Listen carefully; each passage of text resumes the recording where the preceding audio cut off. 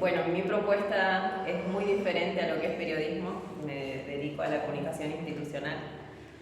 Tuve suerte, creo que soy muy bendecida.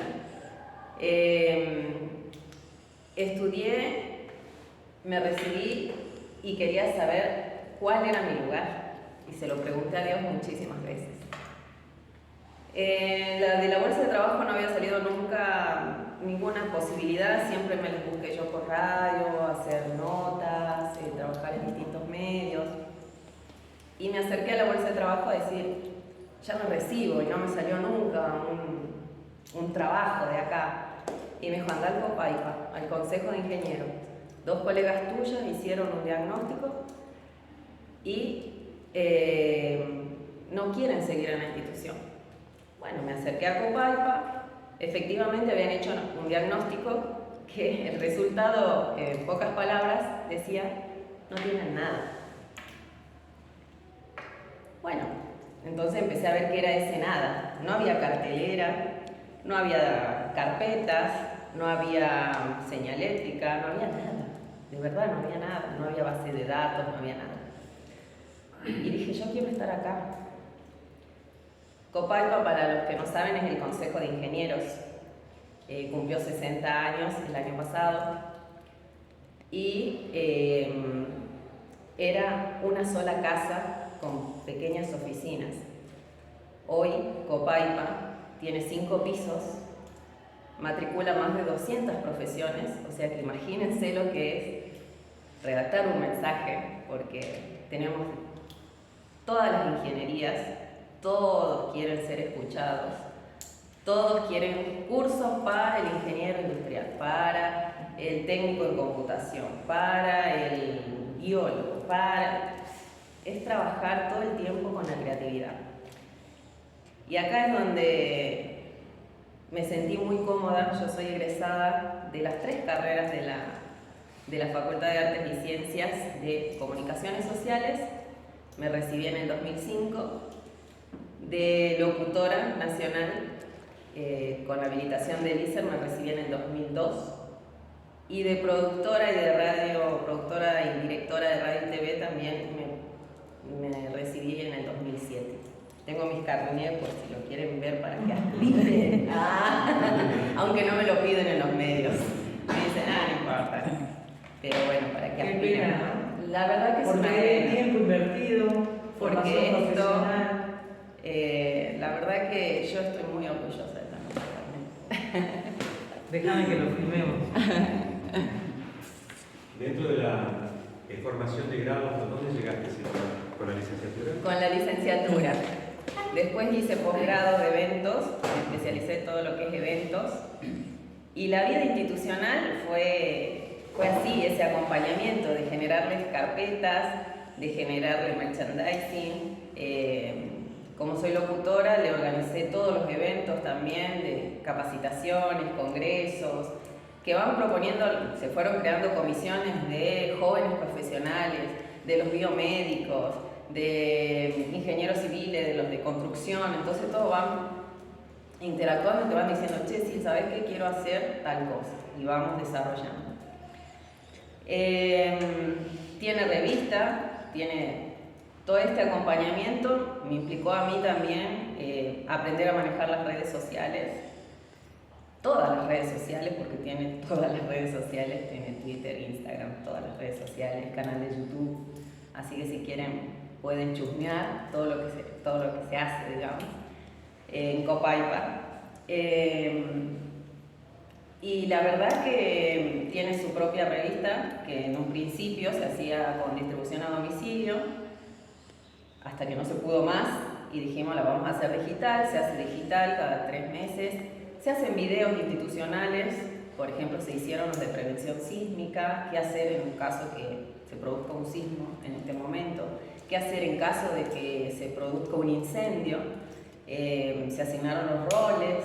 Y así fuimos acompañando a esta institución que hoy tiene su evento de la Cena del Ingeniero, por ejemplo, el brindis de fin de año, un montón de actividades que todo el tiempo, por eso amo esta facultad de artes y ciencias realmente, porque es todo el tiempo un proceso creativo. para crear la revista, para generar la noticia, qué contenidos quieren, como decía ella también, mi colega, a generarle confianza, y la gente quiere verse. Entonces quiere verse en la revista, quiere verse en las redes, quiere ver cuál fue el resultado, quiere tanto los disertantes como el público en general. Y todo el tiempo es producir distintos afiches, flyers, y estar pendiente todo el tiempo de la institución. Así que bueno, eso era Sin lugar a dudas. más o menos. Bueno, yo lo Sí. que quiero es que le hables directamente a los alumnos, porque obviamente nosotros de nuestro plantel docente trabajamos por y para ellos. Sobre todo tu lugar, que es uno de los más difíciles, porque nosotros consideramos, y se los he dicho a ellos, que el comunicador social es un profesional con amplísimas capacidades y que pueden ocupar tantos lugares, no es como el médico, el abogado, el contador, que están de alguna manera condicionados a su labor. Nosotros tenemos como habilidades de pulpo, pero en tu caso en particular, hacer comunicación institucional está muy bueno, pero no todas las instituciones entienden la necesidad de tener un comunicador adentro. Hablo de los colegios profesionales, de las asociaciones, de las redes con lo cual quiero llevar un mensaje esperanzador a ellos y decirles que la fuente laboral no está reducida solo a los medios de comunicación. Hay más para hacer. Hay muchísimo para hacer. Algo que aprendí, que también en mis años, el nivel no te lo da la universidad, te lo das vos. Y la verdad que a mí me gusta esta profesión, todas mis profesiones, porque es todo el tiempo generar contenido. Y en un principio la institución fue rehacer un montón de cosas que se quisieron hacer, pero cuando les vas demostrando, sí es verdad también que uno se vuelve pulpo, porque por ejemplo ellos no sabían qué era capaz de hacer, entonces hasta los correos las primeras veces me decían no, déjame que yo autorice antes de que produzcas el envío. Entonces bueno, hacía que me autoricen los mails, las carteleras, de todos los afiches, todo lo que se había diseñado. Y sí, es verdad, es muy... ¿Trabajas libremente? Sí, también. Cuando te preguntan, por ejemplo, tengo otro amigo que él me dijo, ¿podrías hacer lo mismo que haces para Copaipa, siendo vos como vos con tu agencia, ¿me entendés? Y hacer lo mismo que haces para Copaipa para un montón de otras instituciones. Bueno, yo no elegí esa opción, no elegí ser independiente, de generarme yo cosas. Me creo capaz y hay un montón de veces que me convocan para un montón de otras actividades que me engancho y si tengo tiempo me sumo. Pero elegí la vida de esta institución, acompañar a la institución y generar toda mi creatividad para la institución. La institución, gracias a Dios, por eso digo, soy muy bendecida. Yo estuve 2 años de pasante. El tercer año estuve mediodía. El cuarto año ya quedé en blanco y hoy estoy cumpliendo 19 años, casi 20, que estoy en esta institución. Justamente eso es lo que yo te quería preguntar y al mismo tiempo pedirte una suerte de reflexión de esto, porque lo que yo interpreto es que esta multidisciplinariedad que vos desarrollás dentro del Copaipa, porque el Copaipa te lo exige así, por la cantidad de profesiones que tiene esa institución, donde tendrás diferentes tipos de motivaciones, intereses, condicionantes, etcétera, etcétera, obviamente te lleva a vos, como profesional de las comunicaciones, a dar lo máximo que vos tenés en cada una de tus aptitudes y en lo que vos te has formado. Entonces la pregunta y una reflexión, sobre todo para los más jóvenes que están acá en esta aula, es si la formación académica que te dio esta universidad realmente te sirvió para eso o te tuviste que formar aparte en otras ramas para poder desarrollar esta actividad. No, yo la universidad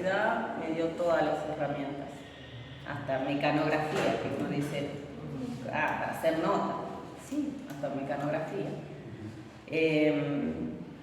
Yo me recibí con una tesis que dice Plan de Comunicaciones para la COVERA, que era la Confederación Vecinalista de la República Argentina. Y ese plan lo llevé también a aplicar en el Consejo. Entonces he planificado todo el año, después de muchos años, después de muchas malas experiencias. Todo voy anotando, todo fui anotando. Y esa planificación se divide, por ejemplo, en enero tenemos poco trabajo, actualizo todos los convenios que tiene la institución, que da beneficios a los ingenieros. Después viene febrero, marzo, que es época de clases, el COPAIPA da becas para hijos de matriculados y para los mismos matriculados. Entonces febrero dije solamente a convocar que todos sepan que hay becas para que puedan estudiar en la universidad. Abril, mayo, bueno, saco revista. Junio, mayo, junio ya es el Día de la Ingeniería, que fue ayer, el 6 de junio. Se le organizó entonces la Cena de la Ingeniería. Y trabajamos hace muchos años también para que sea todo un mes de capacitaciones de distintas profesiones. Si ustedes ven en la página van a poder ver que hay cursos para todo. Y COPAIPA también alquila las salas para la gente de afuera, o sea que también hay otros eventos, no es simplemente para el matriculado. COPAIPA también tiene espacios coworking para los jóvenes profesionales, entonces eso también hizo que haya mucho movimiento de gente. Y bueno, y así sigo, digamos, después otra vez revista que sale cada 3 meses, todos los días página web, contenido para la página web, para las redes sociales. Después vienen las elecciones del consejo, hay que hacer la memoria institucional. COPAIPA creció con 5 pisos, hay que hacer toda la señalética del edificio. Se cambian de oficinas, vos vas a, por ejemplo, se incorporó bolsa de trabajo. COPAIPA tiene bolsa de trabajo que hizo un convenio con AMIA. Entonces estamos con una bolsa de trabajo abierta al público. La verdad que nos está yendo muy bien también con la bolsa de trabajo.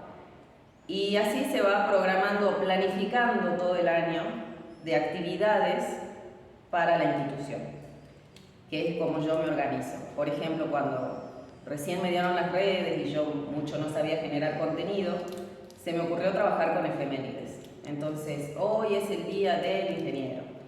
Tenemos 200 profesiones. Dije, acá vamos a tener un montón de mensajes. No sé, por ejemplo, las comisiones de recursos naturales me dice, es el Día Internacional de la Protección de las Abejas. Vamos con ese efeméride. Y las voy anotando. Entonces, por mes digo, bueno, este mes tengo 10 efemérides. Las del Día de la Bandera, el Día del Padre, el Día de la Madre, que esos también fueron eventos que se fueron realizando en la institución para generar comunicación interna entre el personal. Y se van realizando, y con las efemérides, cada mes fui juntando, digamos, los mismos matriculados van diciendo, che, no me saludaste por el Día del Ingeniero Eléctrico. Ay, hay que mandarle mail, ¿viste? Entonces, es todo el tiempo actividad, cosas. Por ejemplo, cuando es el Día del Médico, saludamos al Colegio de Médicos. Entonces eso también me interactúa o me inserta en la comunicación, en la comunidad. Y se va viendo, por ejemplo, COPAIPA también tiene un fuerte lazo a través del Foro NOA, que es regional. COPAIPA, gracias a Dios, no sé si gracias a Dios, pero hasta ahora es multidisciplinario.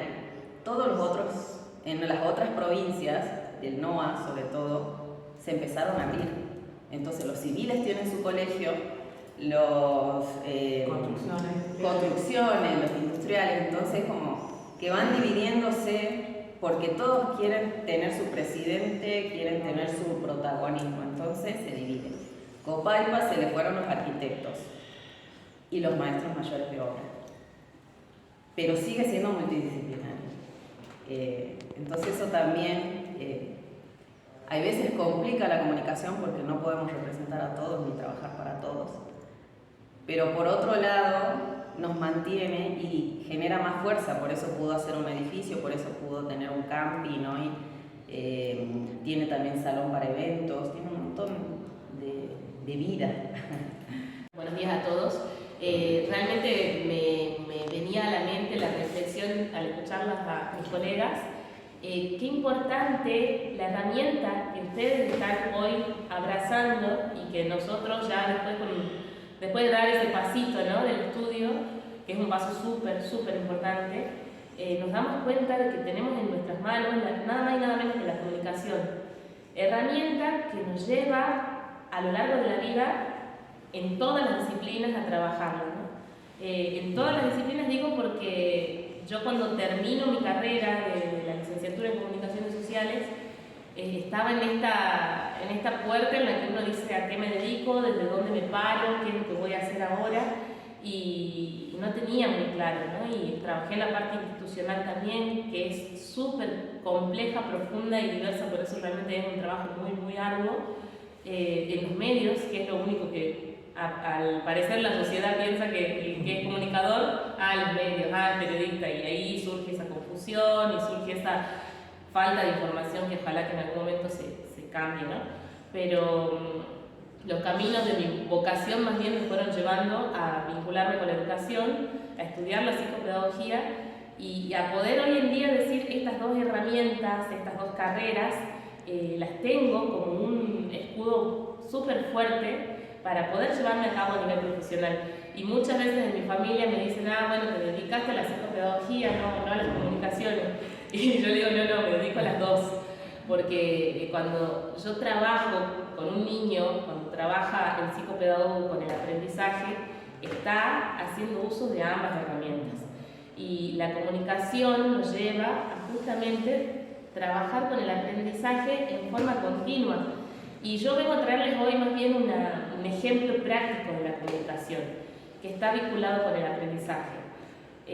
A nivel institucional ustedes se ponen atrás de un escritorio frente a un docente y hay interacción continua, hay comunicación constante, hay una persona que transmite un conocimiento y ustedes lo adquieren y lo devuelven, ¿sí?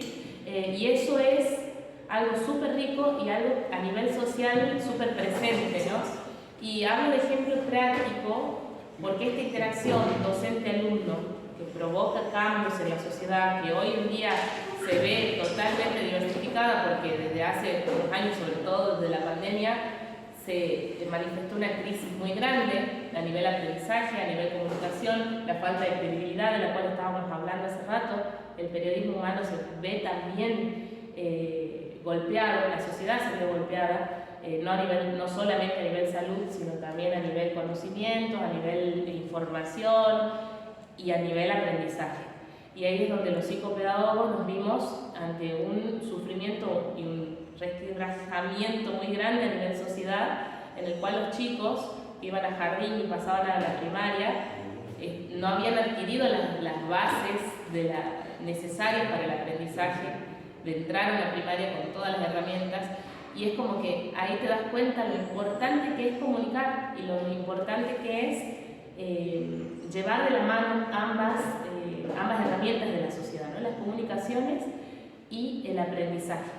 Y en el proceso de enseñanza se resuelven siempre tareas básicas, ¿no? Siempre se resuelve, uno piensa que la psicopedagogía trabaja específicamente con el problema del aprendizaje. Y al trabajar con el problema del aprendizaje, que sí es cierto, trabaja también con la interacción social entre ese niño que necesita X problema del aprendizaje que tenga. También se trabaja con ese tutor, con esa persona que está a cargo de ese niño. Y ahí es donde entra, a mí me fascinó cuando empecé a trabajar con las comunicaciones, esto del lenguaje, ¿no? Que es el lenguaje como capacidad humana para poder transmitir las comunicaciones, transmitir los mensajes, emisor, receptor. Uno piensa que es la única herramienta, ¿no?, para comunicarnos, y no es la única. A pesar de que sabemos hoy en día las redes sociales, la interacción, la nueva era de la información nos lleva a tener muchas formas de comunicarnos, pero el lenguaje sigue siendo primordial en la sociedad.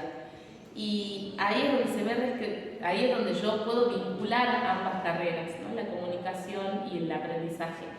Y me fascinó una herramienta que es la que yo vengo a transmitirles, a compartirles, que es la comunicación bimodal. La comunicación bimodal me sirve hoy en día para trabajar con esta complejidad del lenguaje, que es, básicamente, voy a hablar de algunas características del lenguaje que se ven justamente involucradas en esta problemática, que es la evanescencia. La evanescencia del lenguaje significa que uno habla algo y ya se fue, dice una palabra y esa palabra ya se esfumó en el ambiente y no vuelve de nuevo. Entonces, también trabajamos hablamos de una velocidad del lenguaje que no la medimos, no sabemos cuántas palabras decimos por minuto, son un montón de palabras. Y no nos damos cuenta que aquel niño, aquella persona que tiene una problemática en el aprendizaje muchas veces se encuentra con esta dificultad, que no entiende, que no comprende. La precisión, nosotros no nos equivocamos. Al decir no nos equivocamos es cuando nosotros hablamos, decimos lo que pensamos, decimos lo que nuestra mente construye, sin ningún error, porque la mente va mandando las palabras, más allá de lo que nos equivoquemos a nivel contextual o que nos equivocamos como personas. Pero el lenguaje surge. El niño tiene un proceso para llevar a cabo, para poder asimilar ese lenguaje. ¿Y qué pasa? Ahí surge la problemática cuando el niño no puede comprender, cuando la persona no puede comprender, no solo el niño, sino las personas grandes, personas ancianas no pueden comprender el mensaje. Y entra en juego la comunicación bimodal como una herramienta para amplificar la comunicación. A mí me pareció fascinante porque muchas veces me pasó en el consultorio trabajar con padres donde yo les decía, bueno, el niño tiene una problemática en este aprendizaje, ¿no? Del lenguaje y no se puede comunicar, no puede hablar, ¿no? Y entonces voy a trabajar con la terapia bimodal, que trabaja con los gestos, trabaja con la imagen, con acompañar al lenguaje, y no es lenguaje de señas, sino acompañar al lenguaje gestos que apropien ese código. Y los padres decían, no, porque después va a hablar con lenguaje de señas y yo lo que quiero es que él hable. Y es una equivocación muy grande porque realmente la comunicación bimodal acompaña al lenguaje hablado y ayuda a que la persona que no puede asimilarlo, llegado el caso ya, además de tener esa herramienta, llega un momento que no la necesite más y la pueda prescindir de ella, ¿sí? Entonces, uno de los sistemas aumentativos, alternativos, más utilizados en el ámbito de la educación de los niños con retraso mental, con dislexia y con algunos niños que tienen simplemente una lentitud en el aprendizaje del lenguaje. ¿Y por qué yo me vine a hablar específicamente del lenguaje y de la comunicación vinculada a la educación? Porque es uno de los resquebrajamientos más grandes que hemos tenido como sociedad, la falta de lenguaje, y no solo en las dificultades del aprendizaje, no solo en la discapacidad, no solo en los retrasos, en la diversidad de terapias que hay, sino que a nivel sociedad no hay un lenguaje hoy en día específico para cada contexto, no hay un enriquecimiento en los procesos del lenguaje, en el aprendizaje del lenguaje, sin mencionar la problemática a nivel escrito, ¿no? Porque la inmediatez del WhatsApp, del audio, que mejor mando un audio para no tener que escribir. Bueno, todo eso viene de la mano del decaimiento en la sociedad del lenguaje.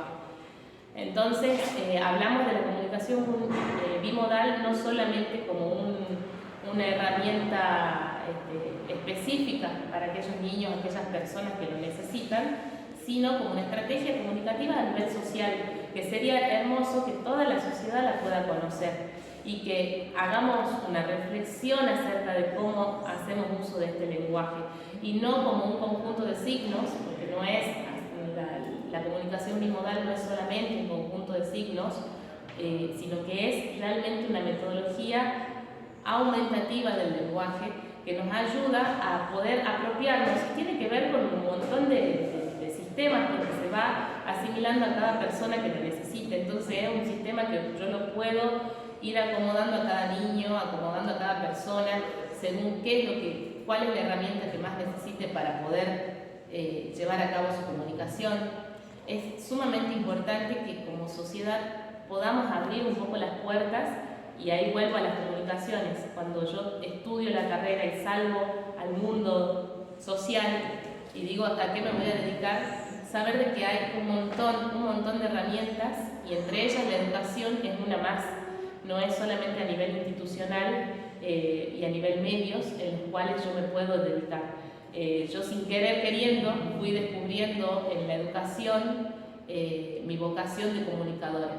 Y hoy por hoy no es que me dedique solo a la psicopedagogía, me dedico a ambas, nada más que no está visualizada en la sociedad como una profesión, sino como simplemente una herramienta, y es mucho más que eso. Y eso es lo que yo quería llamar a la reflexión, ¿no? Que sea la comunicación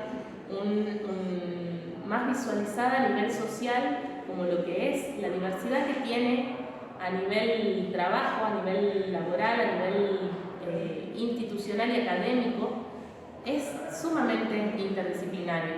Y bueno, ese es mi mensaje. Fíjate, Natalia, que vos has planteado algo que yo, que creí que conocía todos los ámbitos de la comunicación, me doy cuenta que es todavía mucho más grande de lo que yo imaginaba esto de la comunicación. Y esto de que vos plantees que el lenguaje es una herramienta indispensable, obviamente, para la comunicación, es imprescindible y además es inmanente a cada uno de los seres humanos. Aún teniendo el lenguaje podemos utilizar otra manera de comunicarnos. Esto que vos has planteado como esta bimodalidad del lenguaje es tan importante, y yo la verdad desconocía, no sabía que a partir de la formación que uno puede tener dentro del ámbito de la comunicación, más la herramienta que te dio tu carrera de psicopedagoga, te puede dar ese tipo de cosas justamente en la etapa de las personas donde recién está comenzando, se está empezando a aprender formas de comunicación y de interactuar con la sociedad, como es el caso del niño. Así que realmente muy interesante lo que vos planteaste, ¿no? Gracias. Sí, realmente a mí me parece también importante pensar de que focalizarnos en el niño desde sus primeros años de vida, como vos decís, desde los 1 a los 4 años el niño es donde empieza a abrazar, ¿no? A aprender el lenguaje. Y hay niños que no empiezan a aprender el lenguaje en esa etapa de la vida. Y no es que es un niño vago que no quiere hablar, que muchas veces se escucha, ¿no? Es vaguito para hablar. No, ese niño no está pudiendo aprenderlo. Quizás la comunicación hacia él no está siendo enriquecida.